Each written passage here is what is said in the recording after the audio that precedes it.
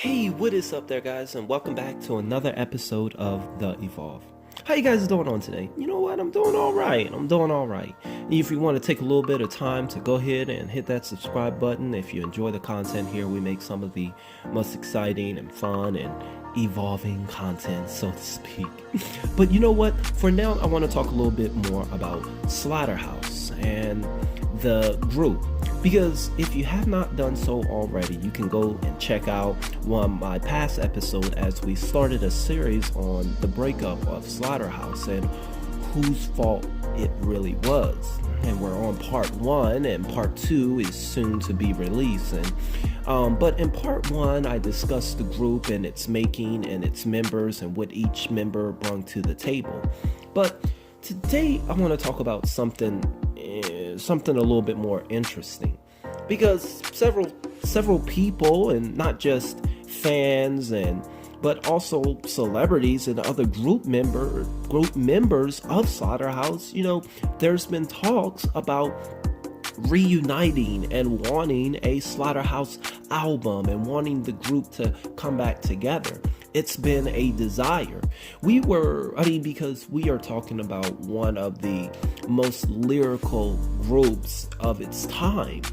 They were in a time where they were being super lyrical, and maybe the time wasn't suited for it, or people just wasn't ready. But we're not so much talking about the group and its breakup today, but we're talking about Joe Budden. You see, now, before I get ahead of myself, I do want to say that, earlier this year, the Slaughterhouse band member Joe Ortiz, he gives us a little hope that someday we could listen to a unreleased shady record, Glasshouse album. You see, following the tragic death and rest in peace to rapper Nipsey Hussle, he was shot on March 31st of 2019 in Los Angeles.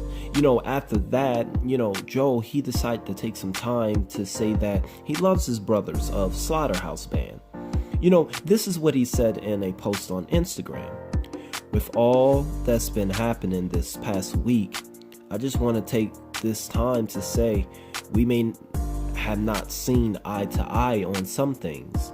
We may have argued, fought, mishandled situations, and whatever else comes with 4 egos and respected opinion. But I love y'all niggas. Just want to say it while we here. And that's what Joe, he had posted.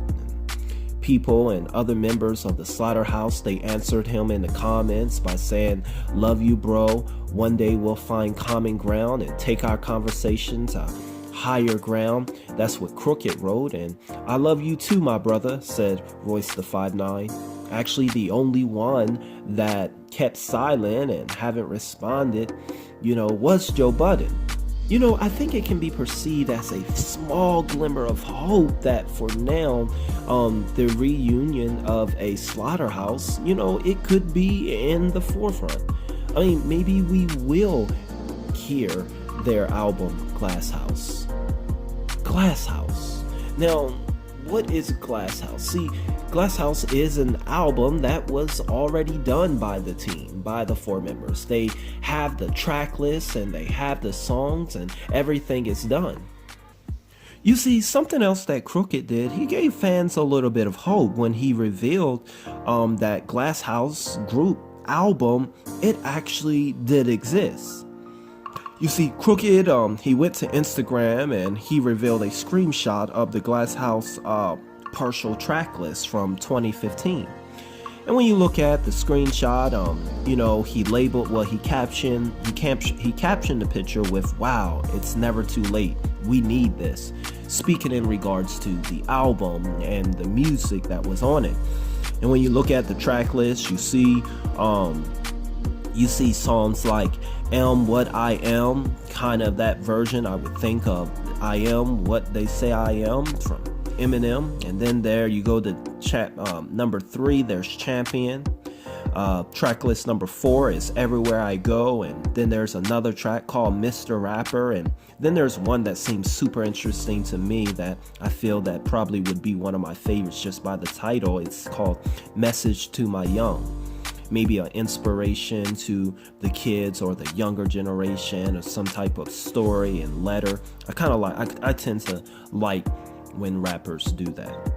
Now, you can kind of tell that these members and certain members do want to get back together. I mean, the signs are there. I mean, you even had Joe, he just talked about a little fan interaction that he had regarding his group's breakup. Joe just took to Twitter and he just said, with a sad face and his lip poked out, he said, "A fan walked up to me in Home Depot just now and said, 'Man, I love you guys so much. I can't believe that t-shirt is now.' Then he hugged me and I just walked off. Laugh out loud, lots of lettuce. Then I left and now I post." He just posting his random interaction with fans, and it just speaks volume when you talk about interaction and your group still today. Now, Eminem, I guess you can say Shady Records boss, he talked about the falling out of the ex-Slaughterhouse member, Joe Budden, and him putting in efforts into supporting the group. This is what Eminem said. Eminem had said in an interview, Eminem said that me and Joe Budden, we're not friends like that. We didn't go to the same high school or something, so I get that part.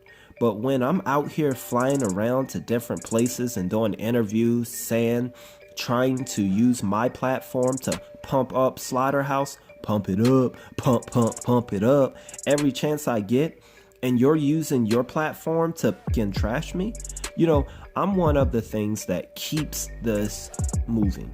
You're doing something, you've got a voice in hip hop, so you actually could be affecting the ship a little bit because you don't owe me nothing.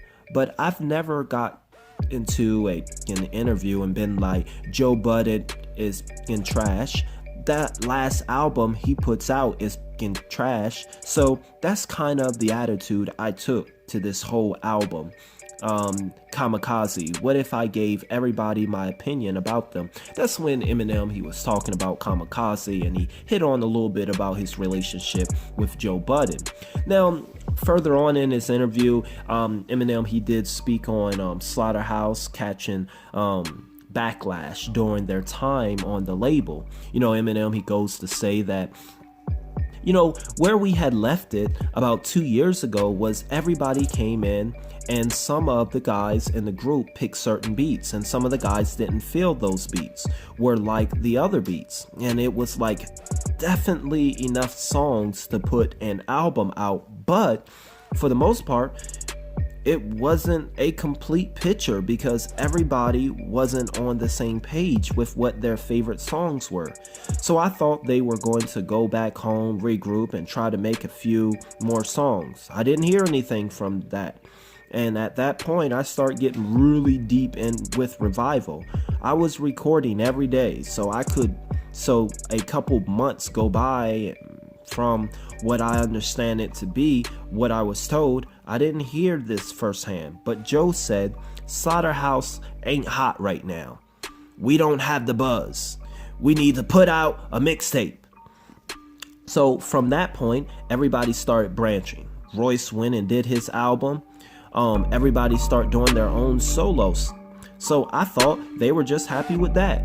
They just wanted to work on their own albums for a while. And we just come back to visit this or whatever. When we made the first Slaughterhouse album, Welcome to Our House, that was another album that I felt, holy, people just literally trashed this. They trashed this album. It was huge in backlash. Nah, this ain't what we want to hear. It sounds too polished. You're critiquing these guys that are king wordsmiths.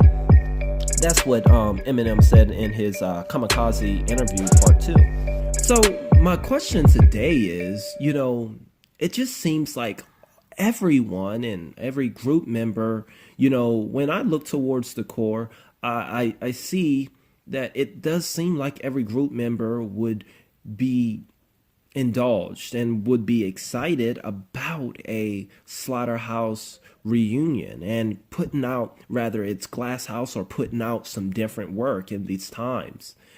Everyone but it seemed Joe Budden. Maybe I'm wrong, but I did take to Twitter myself and I posted up a little and I tweeted out to Joe Budden and just the world in general, where I just stated that, hey, it is 2020. Let's put our petty pride and differences aside and let's have these four members, make history. Because I think history can be made, if they were to come out and come together. Now, and I did say in this post that I believe that, the only one that would hold things up would be Joe Budden, that wouldn't. So my question today is, would Slaughterhouse be better off without Joe Budden? Should Joe Budden be a part right now with the new 2020 Slaughterhouse, if there were? And that's the question on the table today.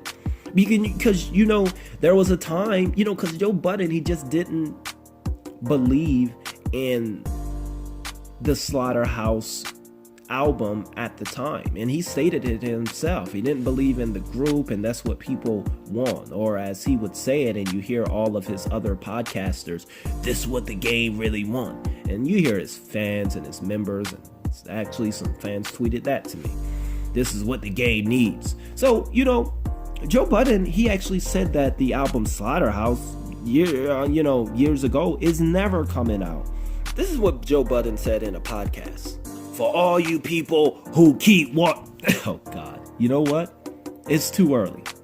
I can't do this Joe Budden accent right now. It hurts my throat and it's too early. In order for me to do that, I have to kind of sound like a broke uncle that just got finished drinking a whole gallon of lean and trying to do a podcast. So I'm gonna stop right now and just say what he said. This is what he said.